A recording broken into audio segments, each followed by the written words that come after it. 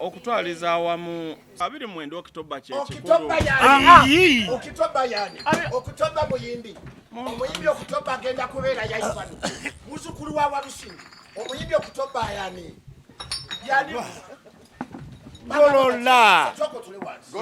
Golola ekamba nnyonnyole Golola ennaku z'omwezi 29 Oktoba abaye mwami sirika ennaku z'omwezi 29 gamba ennaku z'omwezi 29 ennaku z'omwezi 29 zezo yogera 29 ennaku z'omwezi 29 omwezi ogwa mutunda gwe ennaku z'omwezi 29 seba 29 omwezi ogwa mutunda kino kiki gwindako ennaku z'omwezi 29 omwezi ogwa mutunda enkubi 2022 tugenda kubeera ku Freedom City Oktoba mukazi naye Golola kakazi kino kiki kyonkwasizza toyogeda bagamba mwezi gwa mutunda si Oktoba era muzukulu wa Walusimbi jajjawo wamuwadde invitation nga ennaku z'omwezi Enyondo yayogera oluzungu kasito oyogera oluzungu ngezo okuwulira Oktoba ayina ekitengo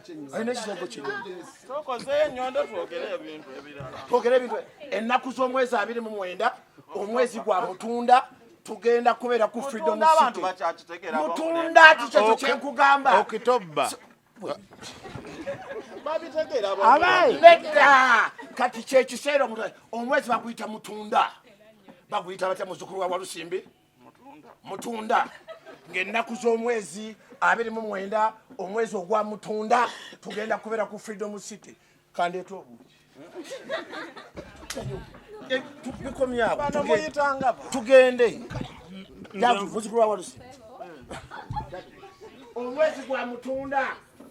Programu ene kutuswako aba CP Coffee Academy abasangibwa mu UAE, Dubai ne Abu Dhabi nga bano bakugu mu coffee basomesa barista training, roasting ne brewing ku mutendera gwa certificate ate bakuyambako okufuna omulimu ng'omaze okusoma. E Dubai basangibwa ku Al Ansal Building opposite Safiu Tower. Mu Abu Dhabi basangibwa ku Electra Street Cop Building next to ADCB Bank. Abeetaze osobola bakubira ku namba z'essimu eziri wansawo kosa ne website yaabwe. E Uganda tebalinayo office okuleka Dubai ne Abu Dhabi gwa beetaaga. Ziwa and Sons suppliers w'ebikozesebwa mu kisenge ng'ofuula ekisenge kye ekyenjawulo kirabike bulungi. Gula amasooka amalungi, bed cover, duvet, mosquito nets, towel ne kalonda yenna agwa mu kkoero. Basangibwa ku Mukwana Arcade n'ennamba y'essimu weeri wansawo. Kisitu Electronics batunda solar panels sizes zonna ku bbeeyi yonna, amasimu agatayitamu mazzi, flat screens eziriko ne kalonda w'amasannyalaze yenna ow'enjawulo. Ojja funa ekirabo gwe anaabeeyuna ku Hanifa Towers ne ku nnamba y'essimu nga woogiraba bakubireko oba waweereze WhatsApp. Arapex Tile Adhesive and Grout eri ayagala okusiba tayo ze zinywere mu ddiiro, ku lubalaza, mu kisenge oba mu kinaabiro, oli wa ddwaliro, oli wa arcade oba ekifo kyonna kyoyagalamu obugumu obw'enjawulo olw'ekirungo ekiteekebwamu. Amwetaaze genda mu hardware ekuliraanye Sidin Tile Center ku Salama Road kosa n'ennamba z'essimu nga wooziraba wansi awo ku screen yo. Bakubireko tojja kujjusa. Mariam Massa mukyala muyimbi, mukyala muzadde ayambye abantu bangi, alina music mulungi ate nga abuulirira. Subscribinga ku YouTube channel ye Mariam for Children olikinge page ye eya Facebook ku Mariam Music. Tusinzidde wano Makindi olunaku olwaleero gwe mukolo kafungula nkete tugenda kubanga tugujjako akawuwo Another Love bikalubye Chris Evanz kaweesa omwaka 2022 yenze mbazira Tony nze mwanjuza omukulu mu nteekateeka eno. Enteekateeka eno eya Another Love bikalubye ya muganda waffe Chris Evanz kaweesi nga bwe mulaba wano. Tulina ba sponsors baffe aba Arapex Tile Adhesive tutambudde nabo. Enteekateeka buli kimu kiri mu jjiya nnyo. So tuli live ku mikutu egy'enjawulo, ku TVs ez'enjawulo, ku media platforms ez'enjawulo. So mwebale nnyo abali mu kutugoberera. Nange kantwala omukisa guno okubategeeza nti enteekateeka eno tugijjako akawuwo olwaleero. Nsaba mwenna bali wano mukikubireko mu ngalo ez'amaanyi. Enteekateeka Chris Evanz ene Another Love bikalubye egenda kuba mu shows 8 ez'enjawulo. Tugenda kubanga tugijjako akawuwo 29 omwezi guno gwennyini ogwa Oktoba. Naye ng'eno y'ey'omwaka guno 2022 tugenda kugizinga ng'erimu ndowooza tugenda kugikoleramu mu bunene bwa concerts 3 ez'enjawulo. Olw'ensonga nti 2022 tetwali na concert olwamwe nabi mumanyi 2021 tetwali na concert for the same reasons. So this time around 2022 tuzze nga twagala kuba nazaako ennaku eri yonna gye twava. So kyovola banga tugasse n'amannya ga nnyimba 2 Another Love bikoze eki bikalubye. So tugenda kutandika wali ku Freedom City 29 wali najja na nkumbi. Then inaku zomezi 30 tuserengete e Masaka. Tugenda kubeera ku Maria Flow. Then ngenda kuzo mwezi 4 November tugenda kubeera ku Nana Gardens Rukaya mumanyi wera Masaka Road still. Then nga 5 November tugenda kubeera Mitiana wali ku Sama bayita Mitiana ku Gombola. Then nga 6 tugenda kubeera ku Sama Gardens Mukono. Tujja genda 11 tugende ku First Hotel Matuga.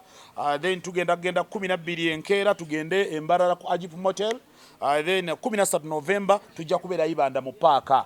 So njagala mukkirize nga sinaba kweyongerayo. Nina abantu bange ab'enjawulo be nayise nabo ku brands ez'enjawulo. Nina muganda wange Jonathan Mugudwa Jackstar abeeko kyagamba kubanga ba sponsors bafa ba Arapex Style Adhesive nabo tutambudde nabo era be main sponsors mu kintu kino. So Jackstar solo okubaako kyotugamba mu bigambo kimu 2 tufuna omuyimbi. Okay. Tubaniriza nnyo bannamawulire. Tulina essanyu lingi nnyo okubeera part of muganda waffe Chris Evanz nga ba sponsor. Amanya bampita Jonathan Jackstar era nga nze kitunzi w'ekitongole ekya Arapex Style Adhesive. Tukola seminti asiba tiles. So tuli basanyufu okuba nti we are part of Another Love bikalubye concert ya muganda waffe Chris Evanz. Oba oli awo oyinza okutubuuza lwaki twasazeewo okuinvestinga ssente mu show eno okukisponsoringa era Chris Evanz ne management we yatutuukirira twaddukirawo okubeera part of it because of the caliber of the artist is ye muyimbi alina clear name ate nga ayimba. Twalabye wano concert ezimu nga abantu bafulatinga ku concert kitegeeza endongo si nyangu oli ku show ne kibaawo. So Chris Evanz is one of those people who will deliver at any day. Atenge ennyimba siza kwegayirira ennyimba zezo. Bikalubye has been a big song. Another Lover is a big song. N'ennyimba endala nnyingi nnyo ezigenda okubanga tunyumirwa. So n'olw'ensonga eyo nga Arapex Style Adhesive twabadde tuli basanyufu okubeera part era okutwongera okuba nti tujja kupushinga enteekateeka eno paka to the last show. Tuyita buyisi bannayuganda abatuwagira abatwagala mujje tuwagire Chris Evanz. Kyasanyu nnyo nti bannayuganda muze muwagire endongo ku mulundi guno ate mujje muwagire omuyimbi waffe Chris Evanz. Neyanziza nnyo neyanzege. Weewaawo tweyanziza nnyo tweyanzege mu nteekateeka eno. Tulina omutesiteso okuntiko ye Abitex Promotions. Of course oyo mukimanyi omu ku ba legends wano mu nsonga y'okuteekateeka events ennene bwe ziti era ne kino yakirimu. Ku ssaawa eno ladies and gentlemen njagala awatali kutwala kadde konna mbawo omuyimbi kennyini kabwejumbira senkulu mu mukolo guno Chris Evanz Kaweesi owenki Enyondo wa Nyondo. Omwana ono n'Enyondo era kati ndowooza tugera muntu ave muntu ayingire empologoma afuke kayondo. Chris Evanz Kaweesi baako kyotugamba ku nteekateeka eno. Wandeka nga onosulayo Another Love manya nakonze sirida.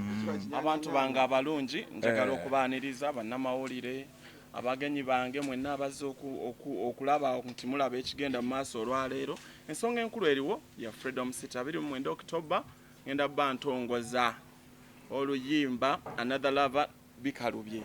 Nyimba tuzigasse 2 weewawo nga tulina ennyimba endala nnyingi. Omanyi ebbanga eryo lyonna mbadde sikola concert myaka 3 since when nava ku obligato. Ku luno olw'okuba nti amaanyi gabadde geeyongeddeko n'ensalawo ngende ku mu kifo ekinene ate nga weewaawo naliwoko. So sirina byafaayo byenzize kumenyawo kubanga byonna mbadde amazima mbikoze. Eno show ndowooza eyinza bba ya 6 oba 7. eno ya 6. So ndaba nti Katonda abadde ambedde nennammwe abamawulire mwebale kumbeereramu okuba nti mumpromotinze okutuuka ku kino kuba ffe tuyimba naye ate mwena mu bitundu eri abantu n'okwebaza Katonda okuba nga mpadde ekisa kuba bangi bayimbye naye ate n'atabitundisa mu bantu kubanga eddoboozi lyo oba nalyo naye ate Katonda yasalawo tikati gwe kankutunde mu bantu gwe kankuleke. N'olwekyo nebaza Katonda olwekyo.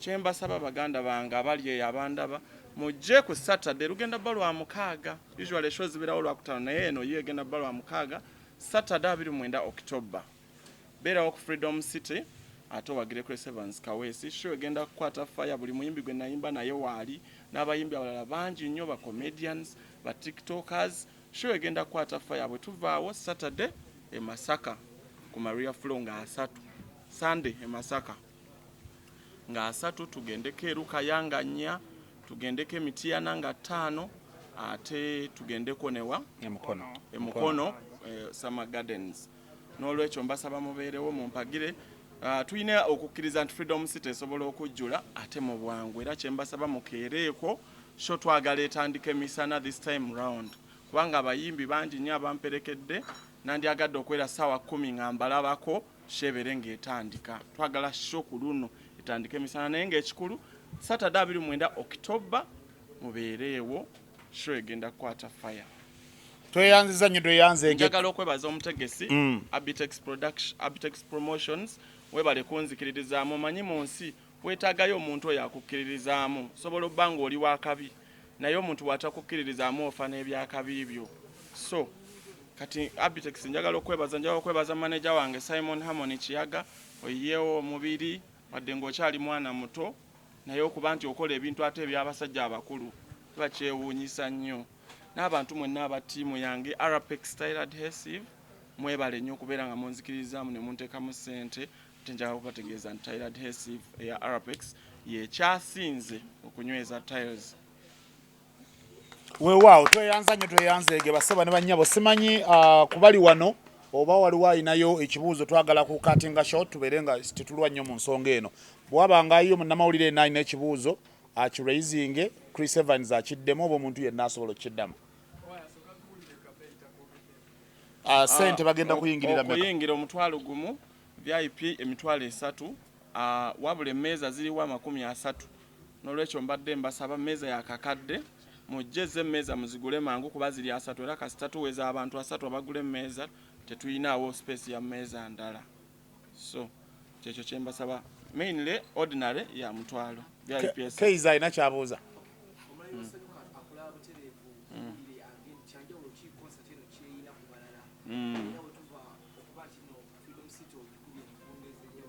Okutwaliza awamu 29 October Okitoba yani Okitoba muyimbi omuyimbi Okitoba agenda kubeera yaifano muzukulu wa Walusimbi omuyimbi Okitoba yani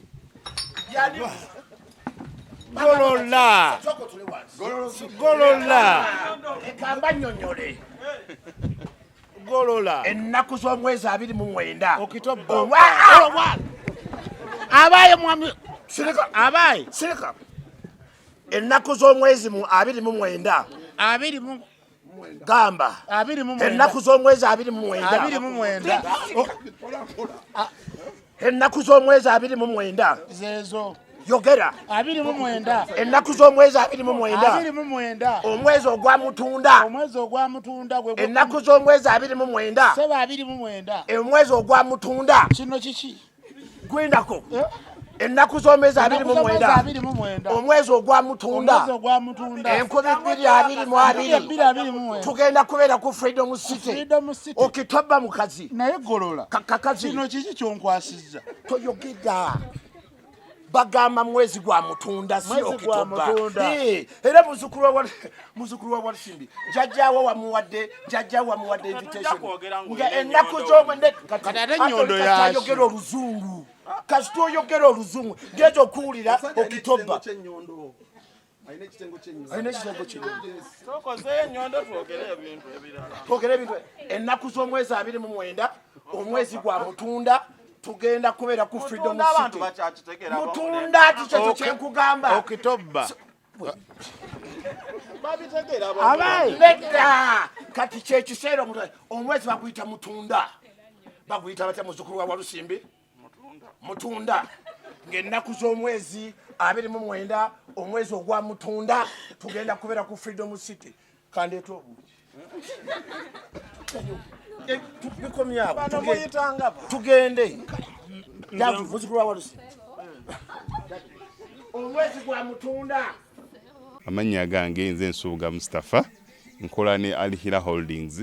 Kakati nannyini nnyumba eno yeesiimye nnyo lwansonga nti eno biodigester era emigaso gyayo egigirimu gyagenda ofuna. Ekisooka tagenda keera lunaku agambe nti bannange septic yajjudde nti nno ajja aleeta ekimotoka ate kimuggyako ssente ng'olwedde yagizimba. So biodigester tegenda keera ku makya nti ejjudde. So nawe ekyo ogwo omugaso gwe gusinga kubanga eri gundi yaffe twagikolanga naye ate era still ng'ejja n'ekulya lwansonga nti ebeera etuuka n'ejjula. So etuuka ng'esigala ekulya wadde nga ate wagiteekamu ssente yo nnyingi. Ekyokulala nti beauty ye egenda vaayo eya compound. Nti nno pavers zigenda kuva eri engulu yonna gye mulengera.